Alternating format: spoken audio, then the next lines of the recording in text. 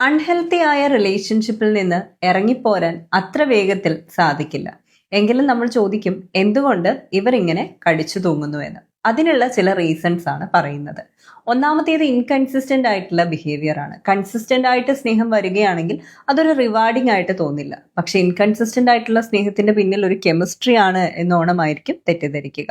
രണ്ടാമത്തേത് extreme high and loss ആണ്. അതായത് ഭയങ്കരമായിട്ട് വഴക്കിടുന്നുണ്ട് എന്നുണ്ടെങ്കിൽ പോലും എന്ത് ചെയ്യുന്നുണ്ട്, അതേപോലെ തന്നെ സ്നേഹിക്കുകയും ചെയ്യുന്നുണ്ട്. ചിലർ ആ സ്നേഹത്തിന് വേണ്ടിയിട്ടാണ് നിൽക്കുന്നത്. മൂന്നാമത്തെ കൂട്ടരെന്ന് പറയുന്നത് ഫിനാൻഷ്യൽ റീസൺസ് ആയിരിക്കും. അവർക്ക് ഒറ്റയ്ക്ക് അങ്ങനെ ഇൻഡിപെൻഡന്റ് ആയിട്ട് ജീവിക്കാൻ പറ്റുന്നുണ്ടാവില്ല, അല്ലെങ്കിൽ മറ്റെന്തെങ്കിലും പ്രാക്ടിക്കൽ റീസണും ആകാം. നാലാമത്തെ വിഭാഗം എന്ന് പറയുന്നത് സോഷ്യൽ പ്രഷർ കാരണമാണ് ഇത്തരത്തിൽ എന്ത് ചെയ്യുന്നത്, ഈ ഒരു ബന്ധത്തിൽ തുടർന്ന് പോകാനായിട്ട് ശ്രമിക്കുന്നത്. അഞ്ചാമത്തെ വിഭാഗം എന്ന് പറയുന്നത് തനിക്ക് തനിച്ച് ജീവിക്കാൻ പറ്റില്ല, ഫിയർ ഓഫ് ബീങ് അലോൺ എന്ന് പറയുന്നത് തന്നെയാണ് അവരെ അത്തരത്തിലുള്ള ബന്ധത്തിൽ പിടിച്ചു നിർത്തുന്നത്. അപ്പോൾ അൺഹാപ്പി ആയിട്ടുള്ള അല്ലെങ്കിൽ അൺഹെൽത്തി ആയിട്ടുള്ള റിലേഷൻഷിപ്പിൽ നിന്ന് ഇറങ്ങിപ്പോരുക എന്ന് പറയുന്നത് അത്ര എളുപ്പവും വേഗവും നടക്കുന്ന കാര്യമല്ല.